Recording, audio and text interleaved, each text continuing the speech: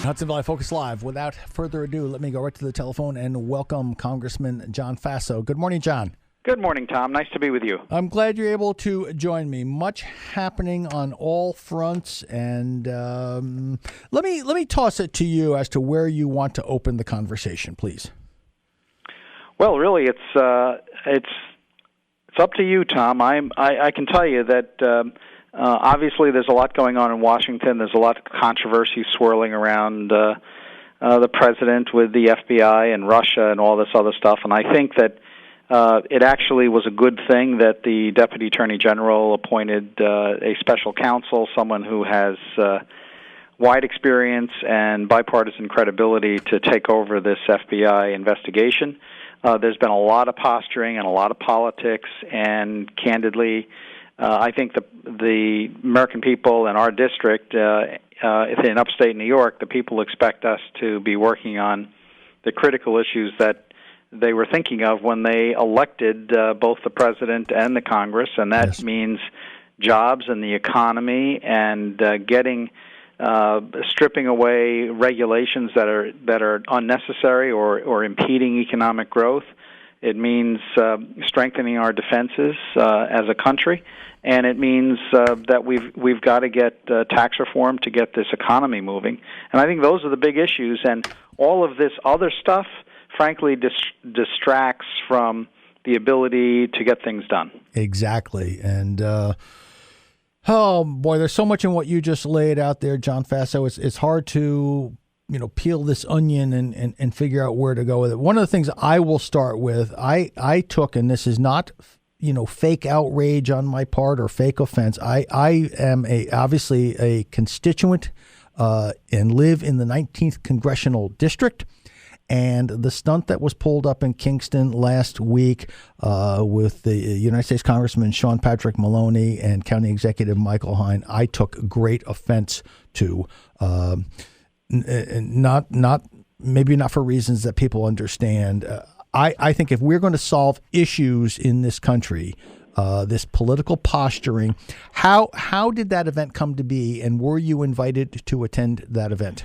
Well, the event was sponsored apparently by this local group, Indivisible, which have popped up all over the country, basically as a form of quote-unquote resistance to the Trump administration. Right. And look, I respect everyone's right to protest and dissent and have a different point of view. That's fine. Yes. But this rally was organized by Indivisible, and I think there were a number of unions and Democratic Party and other Working Families Party activists that were involved.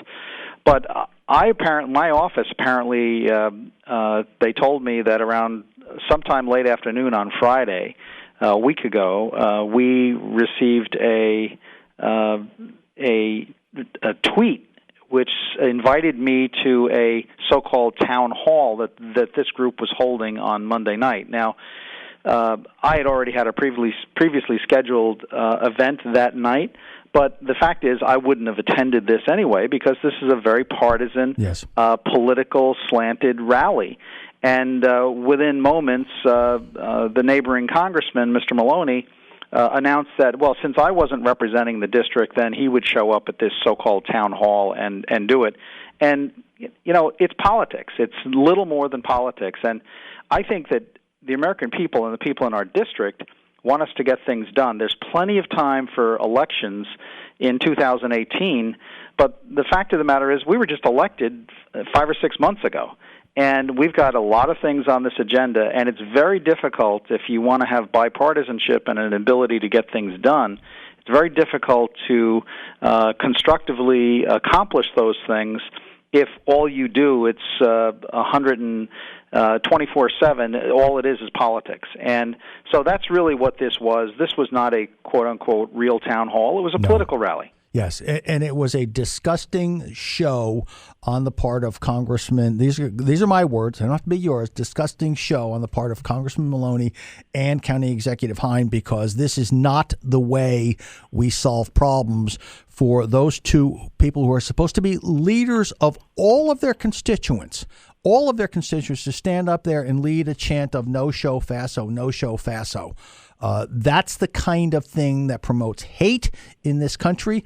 I have so far accumulated a number of articles of what's happening around the country led by these kinds of organizations, where the FBI had to arrest a person the other day for threatening a congresswoman, I think, out of Arizona.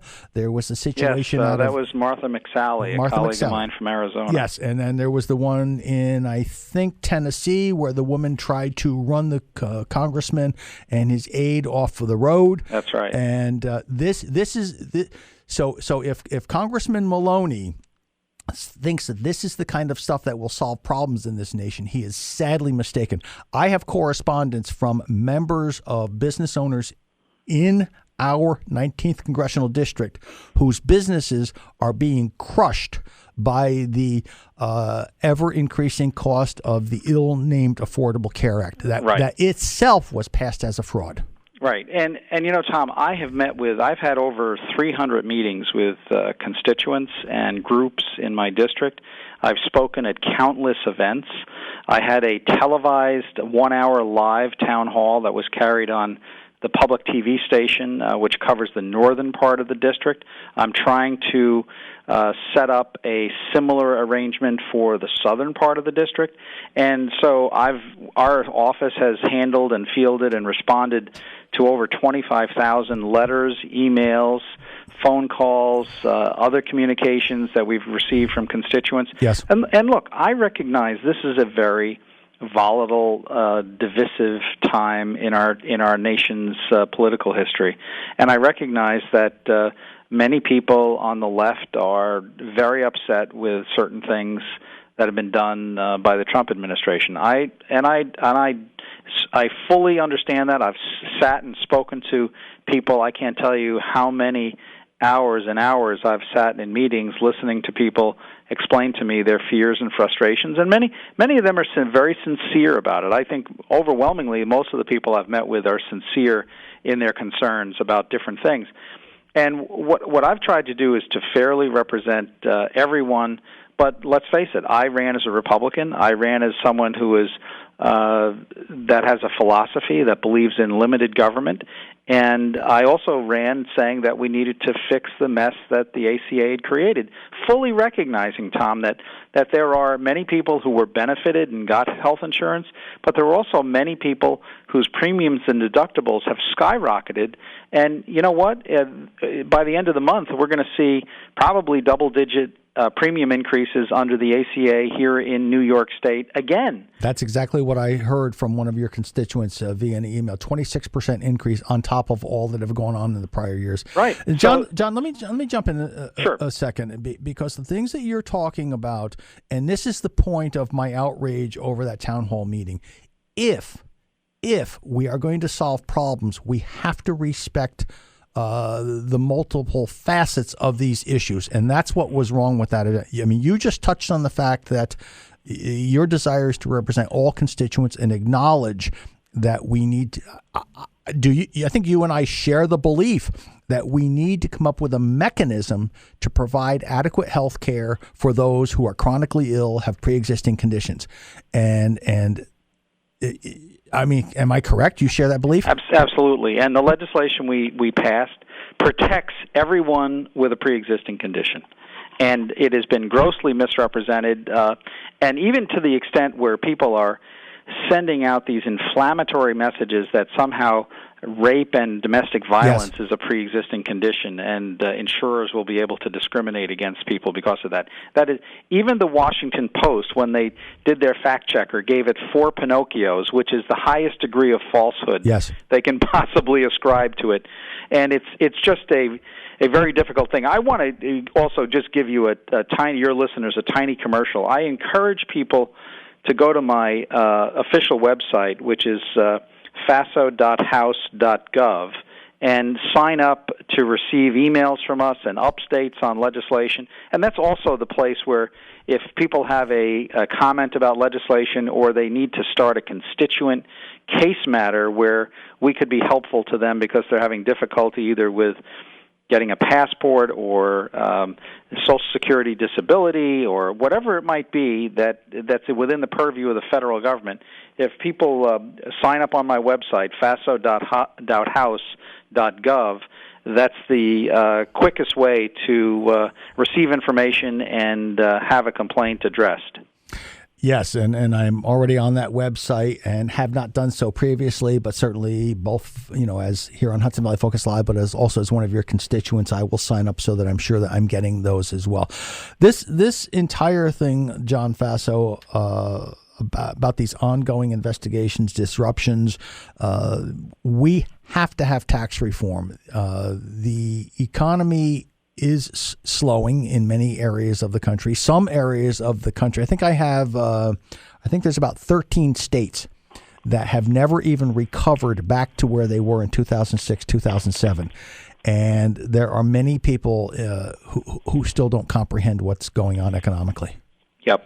Well, there are big problems. A lot of it has to do with some of the regulatory structure that were set up in the last 8 years.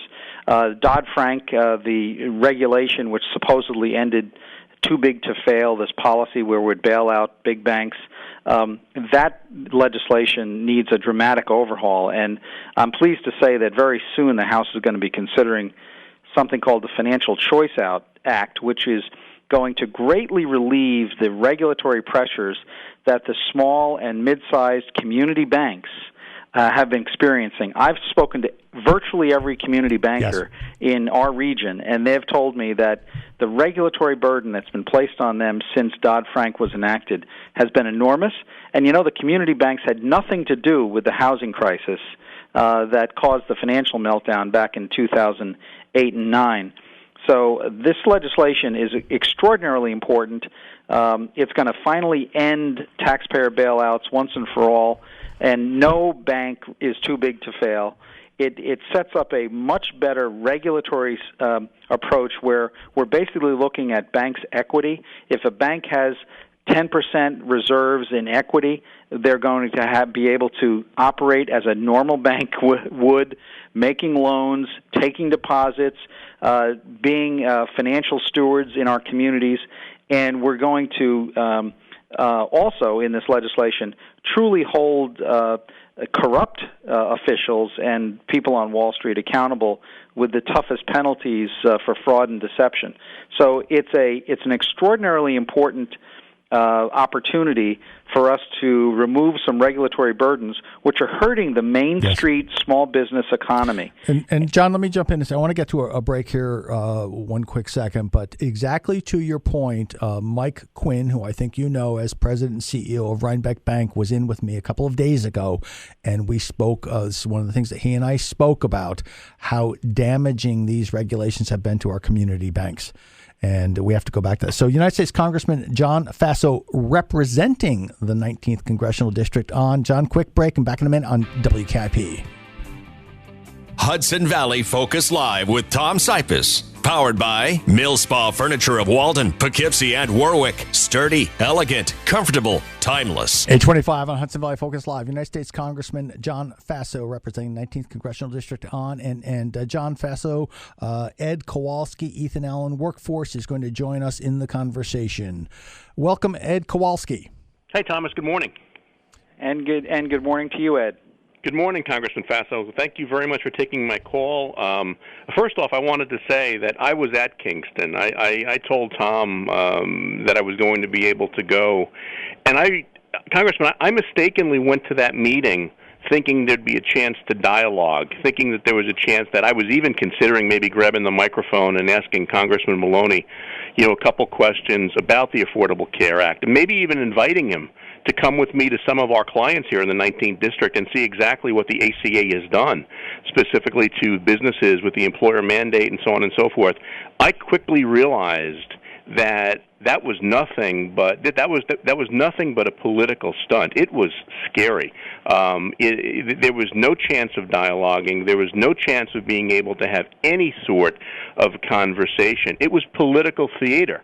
Now, he did say something that I thought was very interesting, and I think you missed an opportunity there, frankly, because he did say, he began the meeting saying, listen, if John Faso were to walk in right now, I'm handing the microphone down to him, and I'm going to walk right out. And, of course, that didn't happen because you were previously engaged, and I understand that. But the bottom line of it is, I initially thought there was about 600 people there. I've subsequently come to find out that there was about 450. Mm-hmm. But they all wanted your head, John. They wanted your head, and it was really nothing more than Congressman Maloney's attempt at being able to just promote this adopt a district mantra, and it was frankly scary. And I left. I told Tom that I left that meeting feeling very discouraged. I left that meeting saying, if we can't dialogue on something as important as this, if he doesn't understand exactly the anchors that the Affordable Care Act has put on businesses in his district as well as our district and your district, then we've got a real uphill battle, and it was very disheartening. Yeah, and I think the term political stunt is the right one, because look, he was preaching to the choir. He was preaching to people who already agreed with him and disagreed with me, and that's fine. But there's a time for politics and there's a time for governing, and this is clearly what a lot of the Democrats are deciding to do, is that they think that if they have run a nonstop campaign over the next 18 months, that will bring them back to the majority in the House. Mm-hmm. I don't think they're correct, but I also think that it's very damaging for the country, because I think one of the things that we've got to do is we've got to find means that we can work across the aisle to come to solutions, because at the end of the day, we're all Americans. We're going to, in a few days, we're going to commemorate Memorial Day, remembering the sacrifices of our soldiers and sailors and Marines, the men and women who've given their life for this country. And it's a time that it should be a unifying time in our country, where we remember that sacrifice and think about the greater good and the greater importance of unifying ourselves under that flag, and coming up with solutions that will address what really is ailing our country. In my congressional district, 61% of the Democrats in the primary last year voted for Bernie Sanders, and 60% of the Republicans voted for Donald Trump. And to me, that's flip side of the same coin. It's a sign of economic distress, and that's what the people were saying. They want us to address these things. Maybe there are different approaches to dealing with them, but they want us to get to the bottom line, is on fixing this economy.